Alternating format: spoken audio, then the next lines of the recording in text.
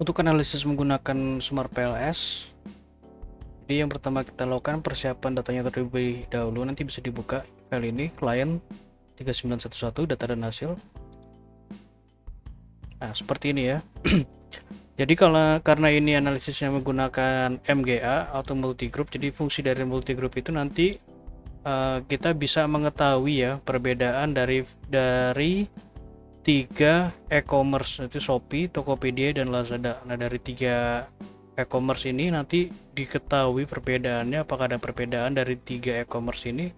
Kemudian masing-masing dari e-commerce ini juga akan memiliki jalur hipotesisnya sendiri-sendiri seperti ini ya. Jadi ada yang total secara keseluruhan, ada yang bootstrappingnya Shopee, Tokopedia, dan Lazada seperti itu.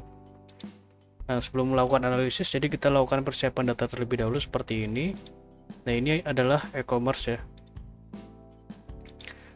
Jadi di sini datanya disusun secara vertikal.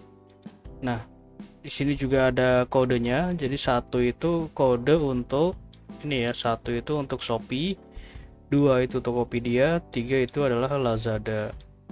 Nah, disusun seperti ini. Ini satu, ini untuk yang Shopee, dua Tokopedia, dan tiga ini adalah Lazada ya. Nah, masing-masing e-commerce ini memiliki 100 data atau 100 responden seperti itu.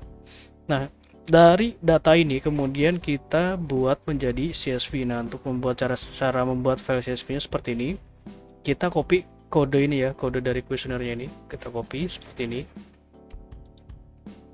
Kita copy, lalu buat file baru.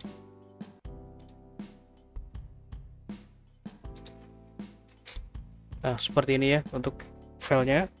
Lalu selanjutnya kita save. File save as.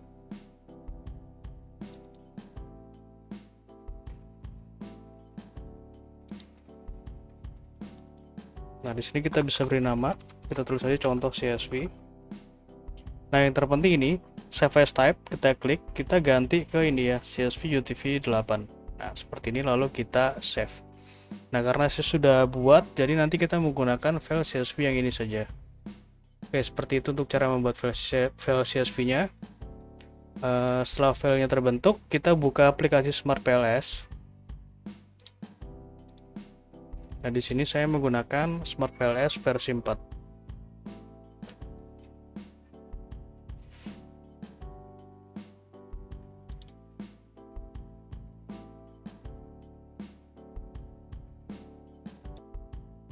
Nah, akan muncul tampilan seperti ini.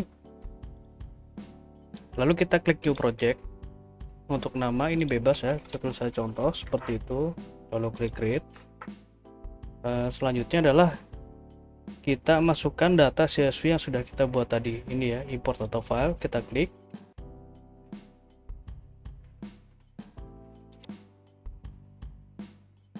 Ini CSV ya.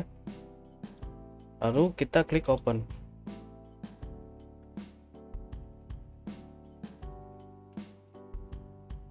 Lalu kita klik Import.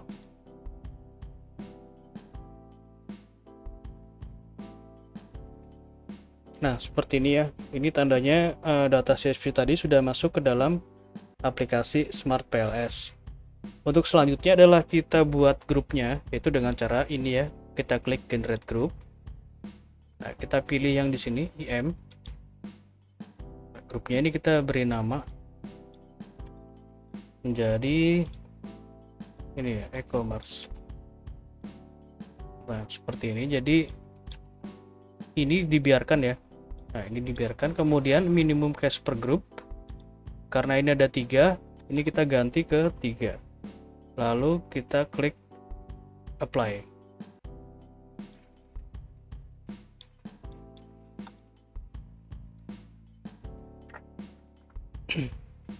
Nah, seperti ini. Lalu kita klik edit. Jadi ini satu ya, ini kode 1, kode 2, dan kode 3. Kita klik edit. Ini untuk kode 1.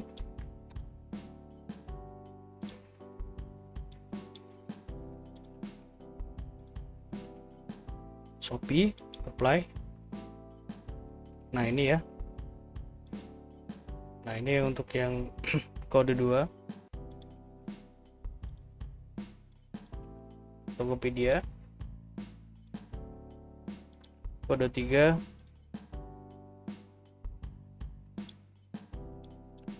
adalah Lazada. Nah, seperti ini sudah dibuat grupnya. Lalu kita bisa back. Nah, selanjutnya kita buat model penelitiannya. Nah, ini kita klik create model, kemudian model type, pilih PLSM model name. Ini kita tulisnya seperti ini, contoh. Lalu klik save.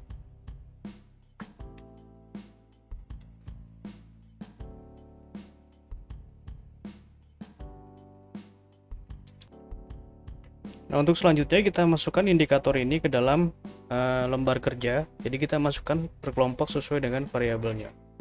Caranya seperti ini. Nah, ini ya, KL1 sampai dengan KL5 kita blok. Jadi klik dulu yang KL1, kemudian kita save, kita tekan yang KL5. Seperti ini, lalu kita drag. Kita enter. Seperti ini, kita masukkan dulu ya filenya. Modelnya nanti kita beri nama.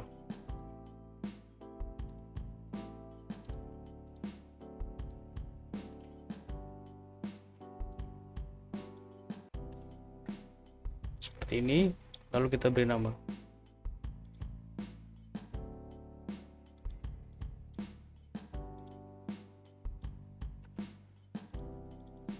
Double klik, paste seperti ini ya.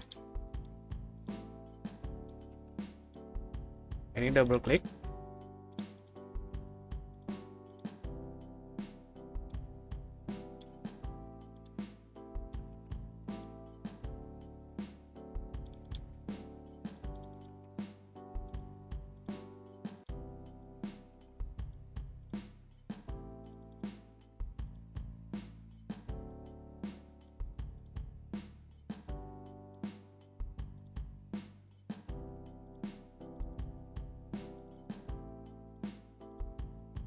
Nah, oke, setelah seperti ini, lalu kita susun sesuai dengan model hipotesis yang ada. Seperti ini ya, susunannya.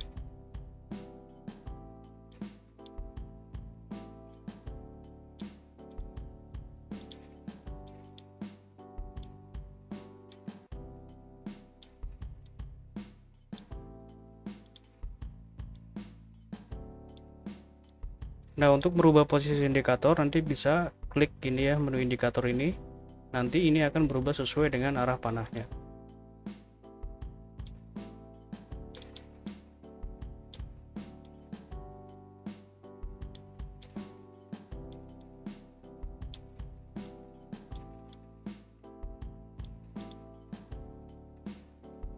Kita hubungkan dengan ini ya, menu connect.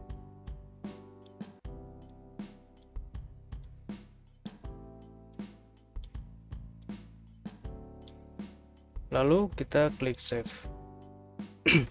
Nah, seperti ini ya, sudah siap untuk modelnya. Jadi kita lihat dulu di sini.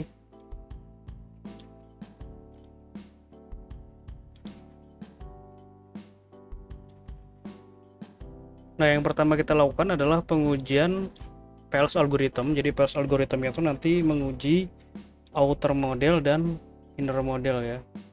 Nah, ini inner model. Nah, caranya klik calculate, kemudian PLS algorithm, lalu start calculation.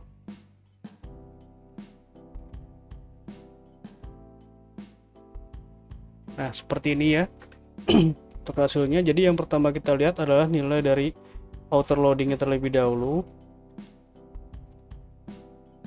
Nah, untuk nilai outer loading ini ya, nilai loadingnya ini itu harus lebih besar dari 0,70. Nah, ini seluruhnya sudah lebih besar dari 0,70 yang ditandai dengan warna hijau, maka ini seluruhnya dapat dikatakan valid. Kemudian untuk AVE, ini ya AVE kita lihat di sini, construct reliability and validity. Nah, ini ya. Jadi AVE ini adalah uji validitas untuk variabel laten ya. Nah, ini seluruhnya di atas 0,5 maka dikatakan valid ya untuk variabel latennya. Nah, untuk uji reliabilitas kita lihat nilai dari kerombak alpha dan composite reliability yang row C. Nah, ini seluruhnya di atas 0,70 maka ini dapat dikatakan reliable. Nah, ini ya. Nah, jadi sampai tahap ini dapat dinyatakan bahwa model penelitian ini seluruhnya memiliki konstruk yang valid dan reliable sehingga dapat dilanjutkan untuk pengujian selanjutnya. Nah, pengujian selanjutnya adalah pengujian discriminant validity menggunakan metode HTMT. Karena ini menggunakan SmartPLS 4, maka yang direkomendasikan adalah HTMT ya. Jadi hasilnya tentu lebih baik daripada metode-metode yang lainnya. Nah, untuk melihat nilai HTMT kita lihat di sini, discriminant validity. Nah, kita bisa lihat di model matrix ini atau di model yang ini ya, model yang list. Nah, kalau ini saya biasa gunakan yang model list karena ini lebih mudah dibaca ya atau dipahami. Nah, jadi nilai HTMT ini harus lebih kecil dari 0,9 yang ditandai dengan warna hijau. Nah, ini seluruhnya sudah di bawah 0,9 maka di sini tidak terjadi masalah diskriminan ya antar variabel latennya. Nah, selanjutnya adalah pengujian inner model. Yang pertama kita lihat di sini nilai collinearity assessment menggunakan nilai inner VIF. Nah, kita lihat di sini collinearity statistik ya, VIF. Kita lihat di inner model list. Nah, untuk nilai VIF ini harus lebih kecil dari 5. Nah, ini seluruhnya sudah lebih kecil dari 5 maka di sini tidak ada masalah multicollinearitas. Untuk selanjutnya adalah pengujian coefficient of determination R square atau R kuadrat. Jadi R kuadrat ini menunjukkan besaran pengaruh variabel independen terhadap dependen secara bersama-sama. Kita lihat di sini ya. Nah, ini R square. Nah, R square-nya adalah 0,277. 0,277. Jadi ini menunjukkan kualitas informasi, pengalaman pengguna, waktu tunggu, dan layanan pelanggan ini memiliki pengaruh sebesar 27,7%, sedangkan sisanya dipengaruhi oleh variabel lain di luar dari model penelitian ini. Nah, yang selanjutnya adalah predictive relevance atau Q kuadrat. Nanti kita lakukan, kita lompat dulu ke ini ya, ke fxs atau F square. Nah, untuk F square kita lihat nilainya di sini. Nah, ini adalah F square-nya. Kita biasa gunakan yang list ya supaya lebih mudah. Nah, untuk F square ini menunjukkan besaran pengaruh variabel independen terhadap dependen, tapi ini secara individu atau sendiri-sendiri. Nah, contohnya ini ya, kualitas informasi terhadap kepuasan penggunaan. Nilai F square-nya adalah 0,031. Nah, kita lihat di sini. Nah, ini 0,031. Nah, pengaruh kualitas terhadap kepuasan ini berada dalam kategori yang kecil ya, jadi pengaruhnya itu kecil. Nah, ini dilihat dari sini. Nah, di sini sudah ada kriterianya. Ini kan 0,031, ini lebih kecil dari 0,15, maka dianggap memiliki pengaruh yang kecil, dan begitu pun seterusnya ya untuk cara membacanya. Nah, untuk pengujian predictive relevance caranya seperti ini. Oh ya, sebelumnya untuk pengujian ini dapat kita save ya. Jadi ada dua cara. Kita bisa save di dalam aplikasi SmartPLS-nya atau kita save di luar dari aplikasi SmartPLS. Nah, kalau misalkan kita ingin save di dalam aplikasi SmartPLS, kita tinggal klik save. Nah, kita bisa beri nama sesuai dengan tahapan pengujiannya. Kita tulis saja di sini PLS algorithm. Nah, ini adalah pengujian PLS algorithm. Lalu klik create. Nah, kalau misalkan kita ingin save di luar dari aplikasi SmartPLS, kita bisa klik ini ya, Excel, lalu klik export.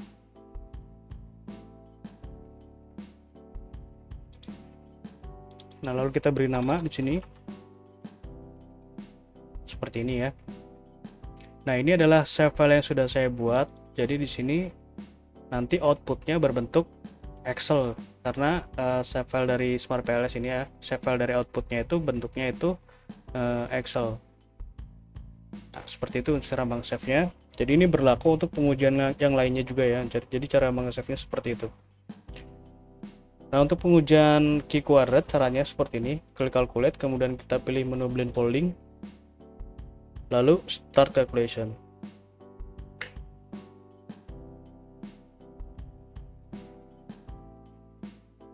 Nah, kita lihat nilai di construct cross validated redundancy. Nah, ini ya. Nah, kita lihat di sini nilai dari kepuasan penggunaan key quadratnya adalah sebesar 0,152.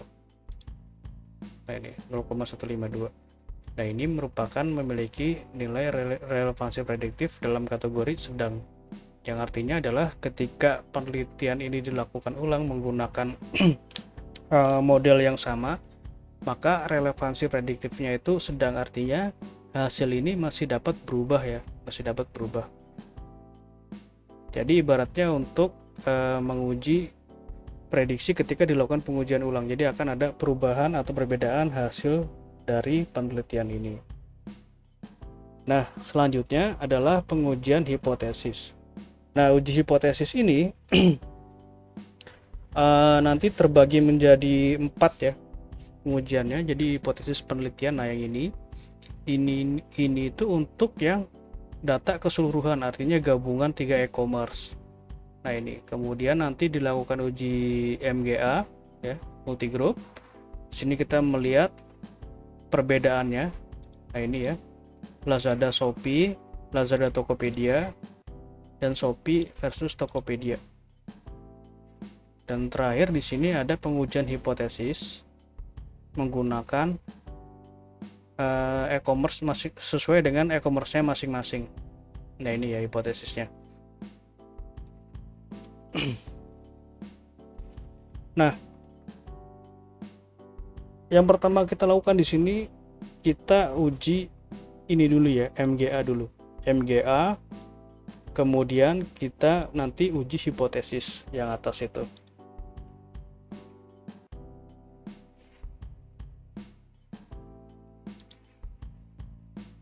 Karena di pengujian hipotesis nanti di sini dipecah menjadi 4. Kita ke sini dulu ya, MGA dulu.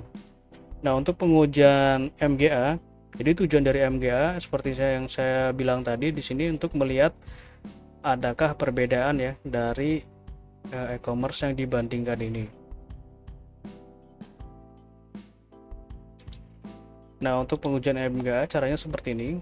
Klik calculate, kemudian kita pilih di sini Bootstrap Multigroup Analysis. Nah, ini kita grup A, ini ya, select all. Kemudian grup B, ini kita juga pilih select all. Kemudian start calculation.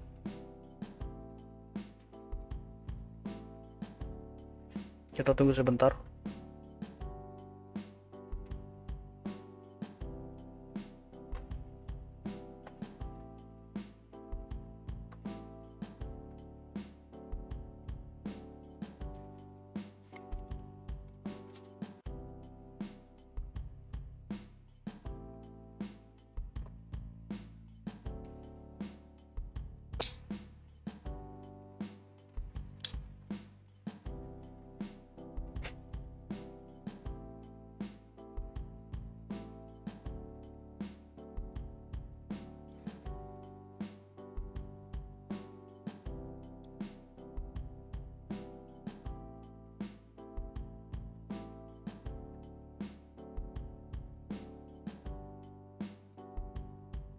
Seperti ini untuk hasilnya.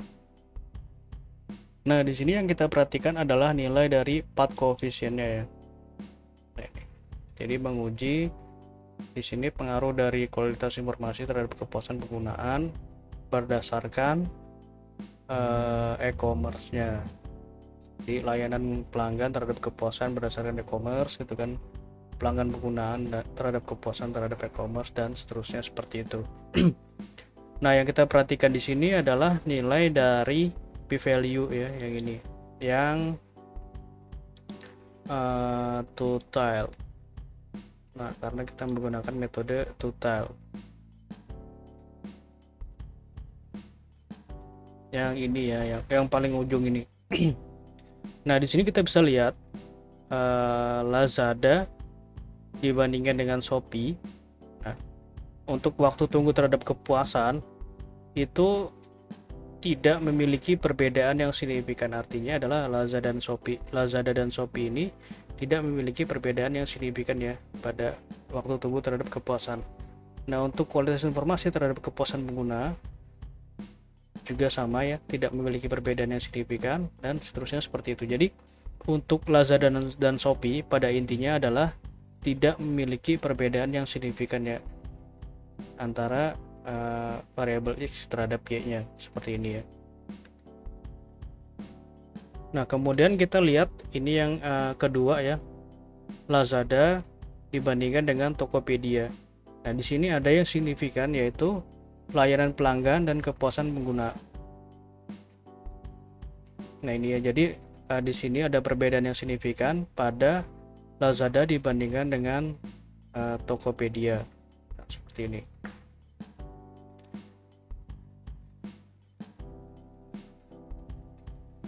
Nah, pada Shopee dibandingkan dengan Tokopedia ini ya. Nah, ini terdapat perbedaan yang signifikan pada waktu tunggu dan kepuasan pengguna. Nah, ini. Jadi intinya begini, kalau misalkan ini merah ya, jalurnya itu merah, berarti itu tidak ada perbedaan yang signifikan. Namun jika jalurnya hijau, berarti di sini ada perbedaan yang signifikan ya. Contohnya ini ya, layanan pelanggan terhadap kepuasan pengguna pada Lazada dan Tokopedia. Nah, pada Lazada dan Tokopedia, pada layanan pelanggan ini ada perbedaan signifikan berdasarkan apa yang dialami oleh responden. Nah, Shopee dibandingkan dengan Tokopedia pada waktu tunggu ini ya, itu memiliki perbedaan yang signifikan. Artinya adalah waktu tunggu di sini pada Shopee dan Tokopedia ini terdapat perbedaan yang nyata seperti itu, sedangkan yang merah ini tidak terdapat perbedaan yang nyata atau perbedaan yang signifikan. Artinya sama saja ya. Jadi kualitas informasi, layanan pelanggan dan pengalaman itu sama, yang berbeda itu hanya waktu tunggu. Seperti itu. Nah, karena ini ada yang berbeda seperti ini, maka kita lanjut ke pengujian hipotesisnya. Nah, untuk pengujian hipotesis, nah ini ya sudah saya interpretasikan seperti ini. Nah, untuk pengujian hipotesis, karena ini ada 4 kali hipotesis, jadi caranya seperti ini. Klik calculate, kemudian kita pilih menu di sini bootstrapping. Nah, kita klik ini ya, data. Kita centang ini grup dataset. Nah, seperti ini. Lalu kita klik start calculation.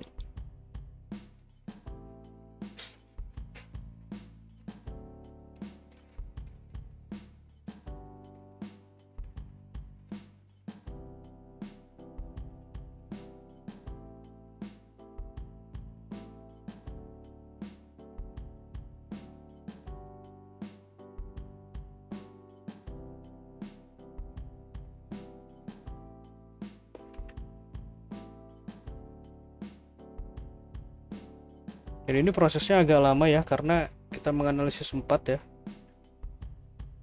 model. Nah, seperti ini. Nah, di sini juga bisa menjawab pertanyaan e-commerce mana yang paling baik ya dari segi ini 4 variabel ini. Nah, ini adalah untuk yang model komplit ini total. Jadi komplit itu kita menggunakan yang ini ya, yang saya bilang tadi. Jadi keseluruhan data sebanyak 300 responden. Kita lihat di sini untuk 4 koefisien. Jadi ada 2 nilai yang kita perhatikan, yaitu nilai original sample dan nilai p-value. Jadi original sample ini menunjukkan apakah pengaruhnya itu positif atau negatif, sedangkan p-value ini menunjukkan apakah pengaruhnya itu signifikan atau tidak. Nah, kita lihat di sini. Jadi kualitas informasi terhadap kepuasan pengguna itu memiliki pengaruh positif signifikan. Artinya hipotesisnya diterima. Layanan pelanggan terhadap kepuasan pengguna itu memiliki pengaruh positif signifikan. Jadi hipotesisnya diterima. Intinya adalah untuk yang total keseluruhan data itu seluruh hipotesisnya itu diterima. Nah, selanjutnya kita lihat pengujian hipotesis berdasarkan e-commerce. Nah, ini Shopee ya. Kita uji dulu yang Shopee. Kita lihat di sini untuk Shopee. Nah, kita klik ini ya, data group. Kita pilih di sini Shopee. Nah, ini sudah masuk ke Shopee ya. Nah, ini. Jadi untuk Shopee sama ya caranya, kita lihat path coefficient-nya dan p-value. Nah, pada Shopee ini sama seperti tadi. Jadi seluruhnya itu memiliki pengaruh positif dan signifikan. Artinya di sini adalah untuk yang Shopee ini semuanya memberikan pengaruh terhadap kepuasan pengguna. Nah, seperti ini ya. Jadi semuanya itu diterima untuk hipotesisnya.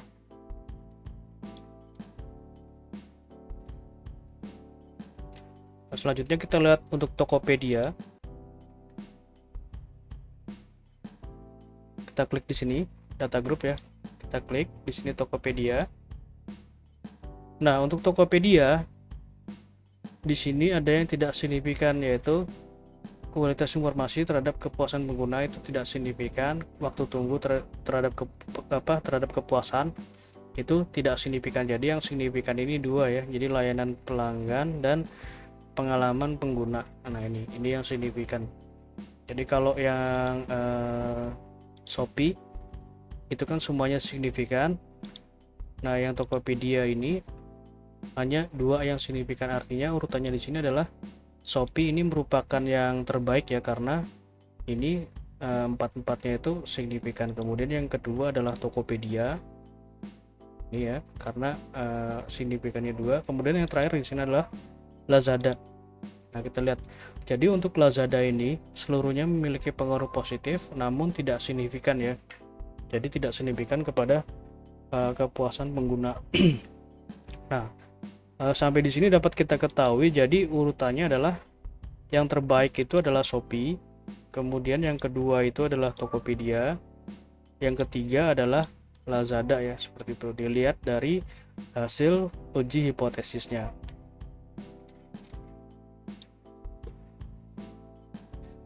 Nah, seperti ini ya. Oke, seperti itu untuk pengujiannya. Di sini juga sudah saya buatkan juga untuk lampirannya. Sekian, jika ada yang kurang jelas nanti bisa tanyakan. Terima kasih.